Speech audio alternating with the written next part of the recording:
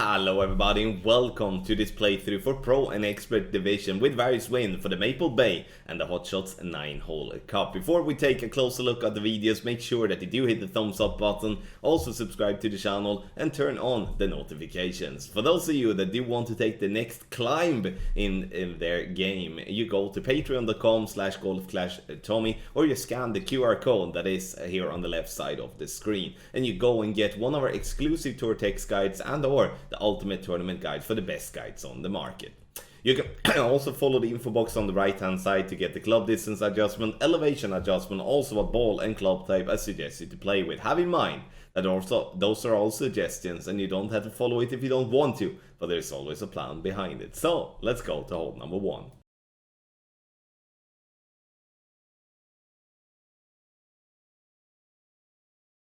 Hole number 1, we're gonna play down the right hand side using a Kingmaker with our Apocalypse, and we're gonna play with Thorn on the second shot.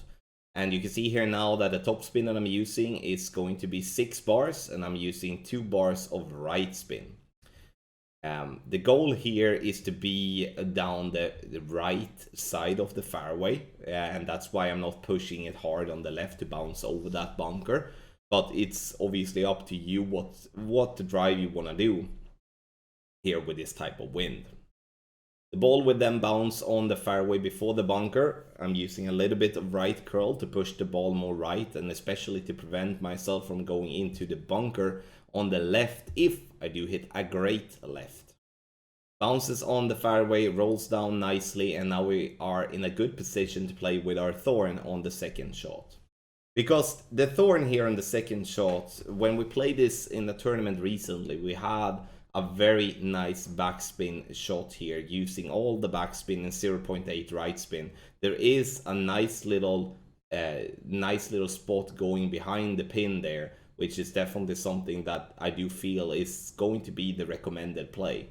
Max backspin and then the 0.8 right spin ball guideline to the hole. The only difference is when we're playing with so much backspin, I'm going to have to play with a lot of elevation.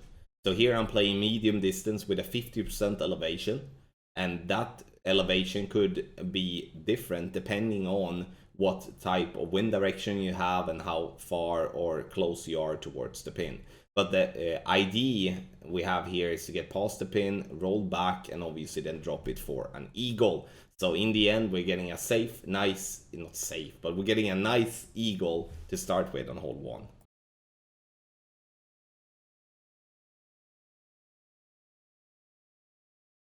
For hole number 2, we're gonna play an NMT, meaning that we are not touching our target until it's time to adjust the rings. I would say if having a crosswind and a tailwind, this way of approaching the drive is definitely the best way. But in headwind, we do recommend to play with a driver with more power, as otherwise you will have to play with a lot of overpower. Max plus 20. Using 3 topspin and a little bit of left spin. All the parts combined here. The goal is to get ourselves as far up the fairway possible and being as close to the rough on the right without obviously endangering rolling in to the rough there on the right side. Now we are positioned perfectly with our Kingmaker to attack the pin for the second shot. Now, second shot, we do have a crosswind. I would recommend to use approximately 2 bars of topspin, and then we're going to look for the second bounce into the rough with the ball guideline pointing towards the hole. And you can see that there, ball guideline is not pointing towards the hole, it's actually going into the hole. 10% elevation, and then it's true club distance number. Here I am not exactly sure, but I do adjust around 9 rings for this shot.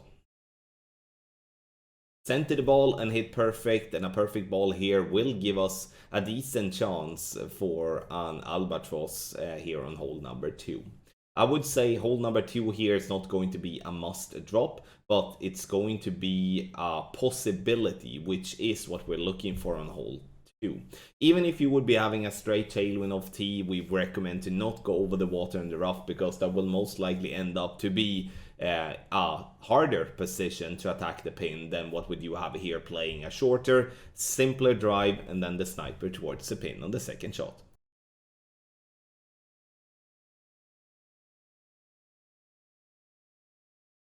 Hole number 3, we are looking to play with a ball that you have somewhere with wind about 7 to 8 miles per hour.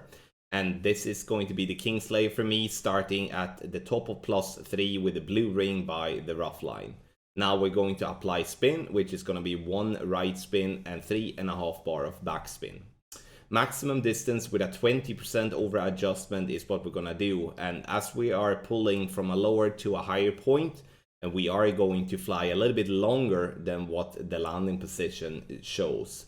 And that is something that is very important to have in mind here, that if you do have any wind coming left to right, we will always pull up to a higher point, such as if we do have a wind coming right to left and we pull down into the bunker, we'll pull to a lower point and therefore we will lose distance instead. And those type of things is important to have in mind when you're dialing in a shot like this, because the spins will then be crucial to be positioned in a correct way, so we can compensate for either flying a little bit longer or flying a little bit shorter. In the end though, this is a par 3 with a good chance for an hole-in-one.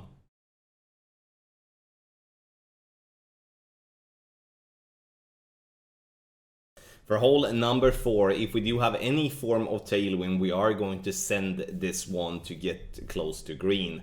The goal here is to have the first bounce into the rough in between the 2 bunkers, and then to clip the rough again, or to not clip the rough again and roll out for a wedge. I'm using a little bit of backspin here and 2 left spin. Adjustment is going to be max +10. The difficult part with this type of shot is that you're going to have to eyeball your landing position a little bit. So I'm doing at adjust max +10, pushing up 6 yards after the adjustment, and then we're playing max overpower with a controlled overpower needle, which is with a slower needle and it doesn't shake. 0.8 ball of left curl, and now once again the goal is to clip the rough like that and roll out, in this case getting it very close to the pin, but we're getting ourselves a nice tap-in pot for an eagle. What do you do if you do have a crosswind or a headwind then, and you cannot do this type of shot? Then you play over on the right hand side. You can watch for reference in the rookie playthrough and also in the master playthrough to see how you can then bounce over the right side and then play a long iron rough bump towards the pin. Still a possible way of making an eagle, but obviously miles tougher than if you can send it to the green like this.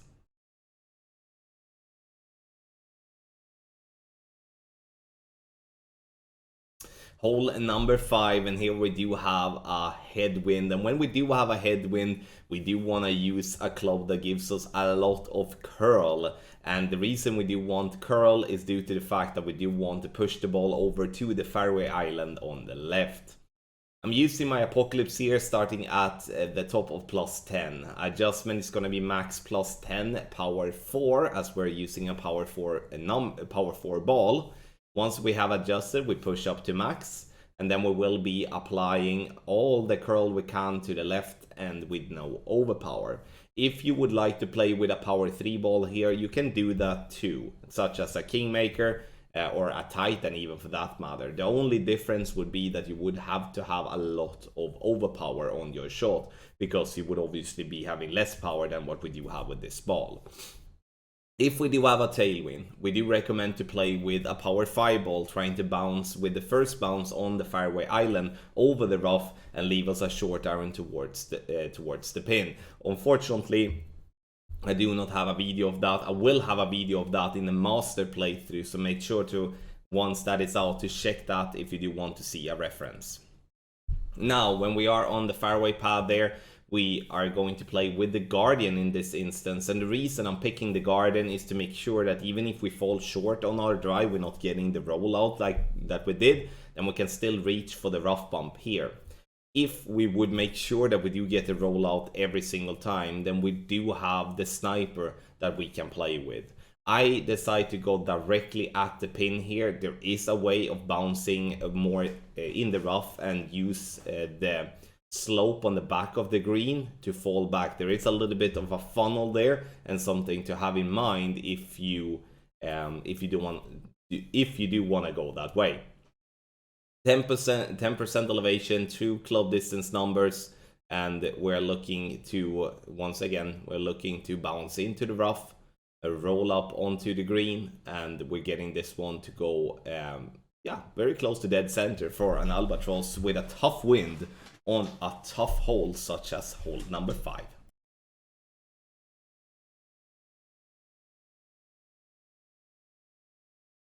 First and foremost, you do not have to play with a wind 5 ball here if you don't want to, but I'm using the wind 5 ball here in the info box to display the ball that I'm playing with on this shot here. 2.2 backspin and 1 right spin. I'm looking in this instance to have the ball guideline. You can see I'm having half of the red ring outside on the fairway, and then we do have the tip of the ball guideline falling 1 green square short and 1 green square left of the pin. Medium distance with a 20% over adjustment is what we're having here, and the goal here is obviously to hit the rough and to roll out at the pin. And the thing to have in mind with this shot is that it may look very risky, and playing a rough bump like this is obviously having a risk involved. But what do we have to choose between? We can either then bounce on the fairway with a long iron, which is gonna require a lot of curl, and that's going to be like a birdie as best many of the times, or we can use a club with a lot of backspin and aim on the green, maybe use a backspin boost ball or something like that, which is a possibility as well. Then we would be require a wind ball there too. So there is other opportunities, but I do believe that from experience playing this hole, the rough bump is most definitely the best chance we do have for a drop. Comes in lovely though, catch that little groove and rolls dead center for an hole-in-one.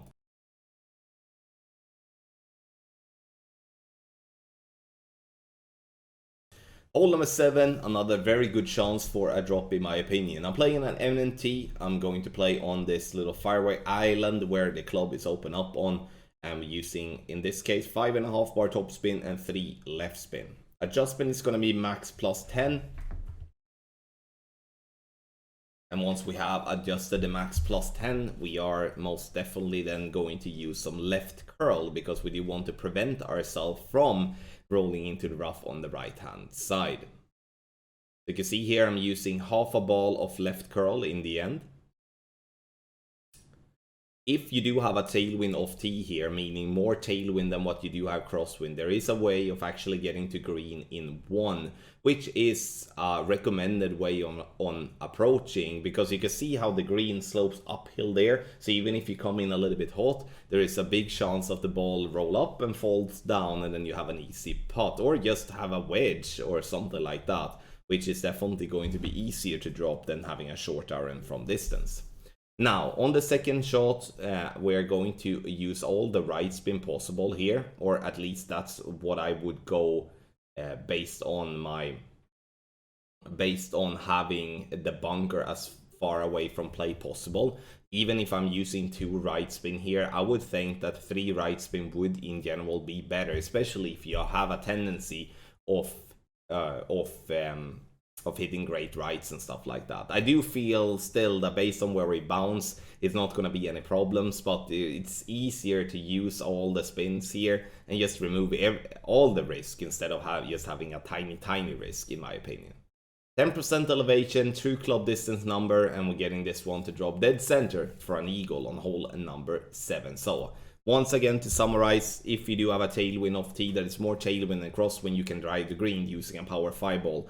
You can also lay up in any wind, and you will still have regardless what wind direction you have, you will have a short iron towards the pin, and that should still be rewarding you an easy eagle.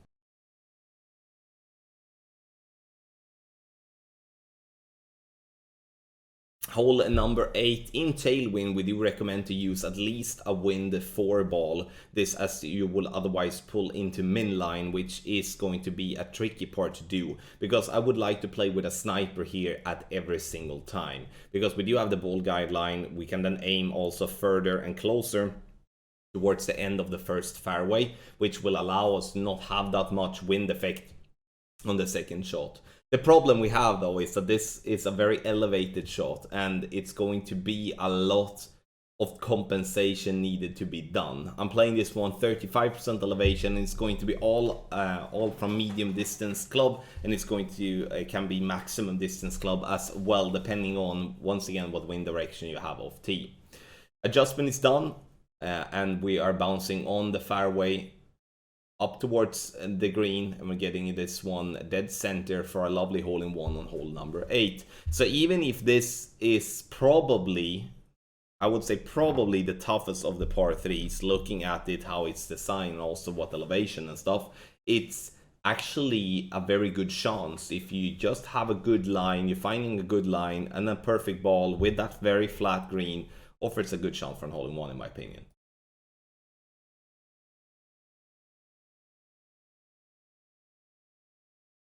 For hole number 9, we're gonna play down on the right hand side. If we do have a headwind in any form, we're gonna play with the rock.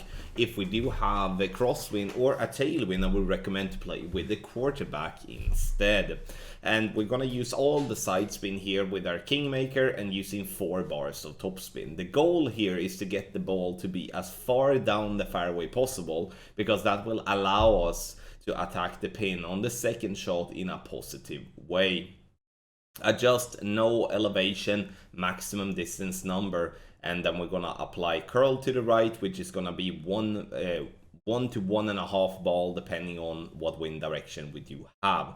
And if we do have a wind right to left, I would recommend to use a little bit more, due to that wind will push the ball more left than what we want to. And you can see here we bounce down very nicely on the fairway, and now we are to around 350 yards. We want to be around 350 to 360 to attack the pin in a nice way with our sniper on the second shot. So now we're gonna attack the pin here with our sniper using 1 topspin ball guideline to be short of hole. Have in mind that this green is a bit deceiving, and what I mean with that is that it comes in hotter than what it shows us to do. So you often have to leave the ball guideline way shorter than what it normally needs, and that has always been a difficult part for me, because I'm so trained on where I should be putting my ball guideline to be the best possible rollout with the specific clubs, but this hole definitely changes that big time. 10% elevation, then whatever slider you deem it would be. It could be all from 75% to 100% of your club. A great ball to the left here is obviously not what we want, and you will notice here that a great to the left is gonna miss on the left as well, with a perfect ball gonna be very close for a drop, estimated based on how much a great left there missed. But hole number 9, tough one to end up with an albatross on, but definitely makeable.